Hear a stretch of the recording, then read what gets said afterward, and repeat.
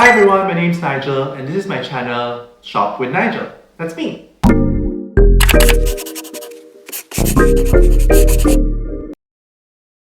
This series is called Shop It or Drop It, and this is how it works. In every episode, we are going to buy products, put them to the test, and decide if you should shop it or drop it. For this episode, our theme is cleaning. We have 3 different products, and now on to the first one. Product number 1 is a vacuum futon cleaner. Usually it's quite tough to clean furniture like your couch, sheets, or bed because it gets stuck on the vacuum. Also, it's quite disgusting to use the same vacuum head on the floor as you do your couch or the thing that you sleep on, your bed.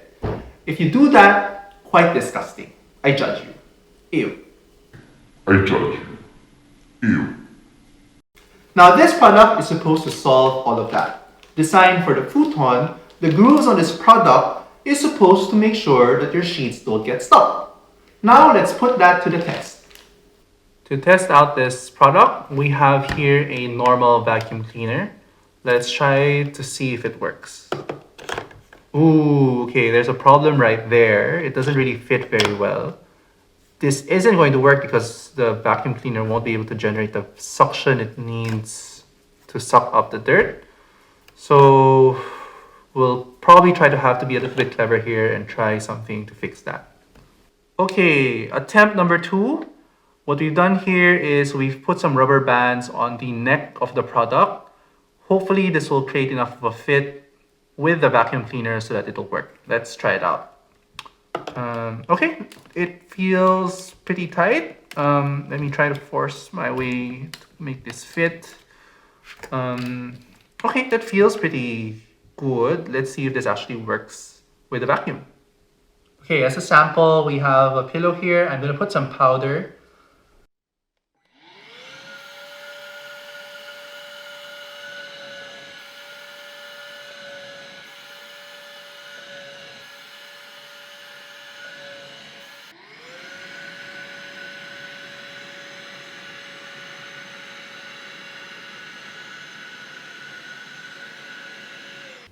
The vacuum futon cleaner is about $2.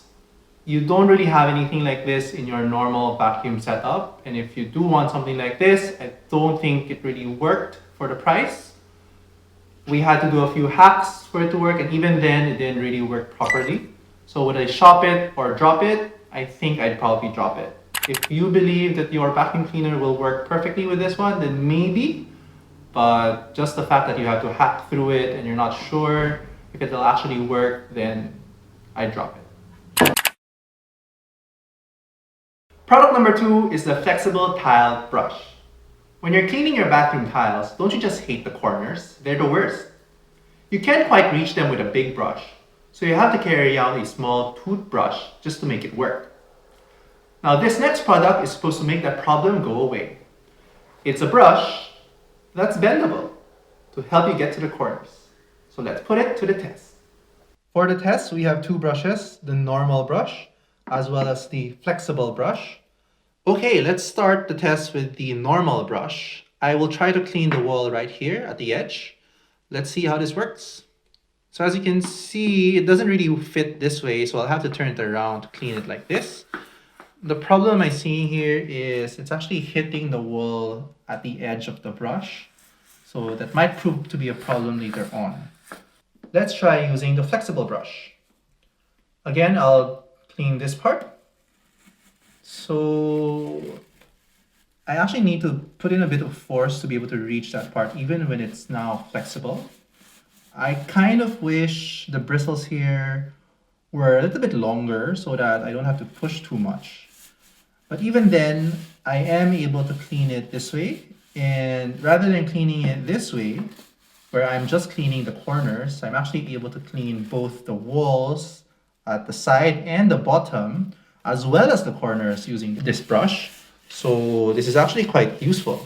The flexible tile brush is also just $2, so I think quite cheap for what it does.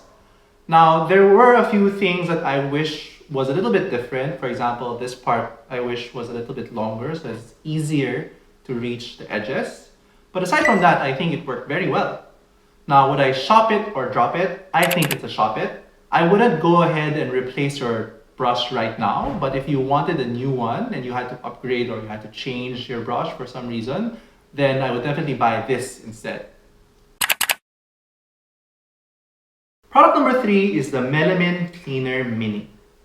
Ever clean metal surfaces like your faucet with water and a rag, only to find residue on it later? This product is supposed to work without any water needed. It's supposed to act like a sponge and sandpaper combined. It's super fine so that it loosens up any dirt or grime. And then it acts like a sponge to suck up all the dirt. So let's see if it really works. Time to test out this Melamine Cleaner Mini. What I want to be able to do is clean out these hard watermarks from this faucet. So let's see if this actually works. Now I'm not using any water. I'm just rubbing this on the surface.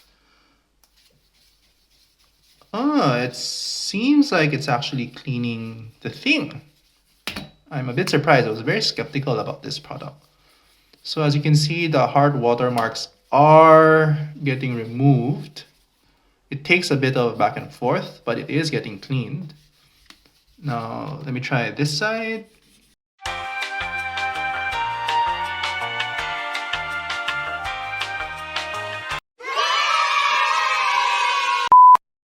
The Melamine Cleaner Mini. I was very surprised when testing out this product. I was very skeptical at first, but I didn't think it would actually work. When we were testing it out, it was just very magical how it was able to remove those residues without any water at all. I didn't think it would actually work, but testing it out and seeing it in action, now I'm a true believer. Would I shop it or drop it? I definitely shop it. I thought the hard water stains was just a fact of life and I couldn't get rid of it. But now there's actually a product that you would be able to wipe it off without any water. So I'm impressed. There you have it. What do you think? Which ones of the products featured here today would you shop or drop? Comment below so that we know. Links for the products are also in our video description. Now, if you like what you saw today, don't forget to hit that like button, subscribe to our channel, and hit that bell button so that you know when we upload the next one. That's it. See you next time.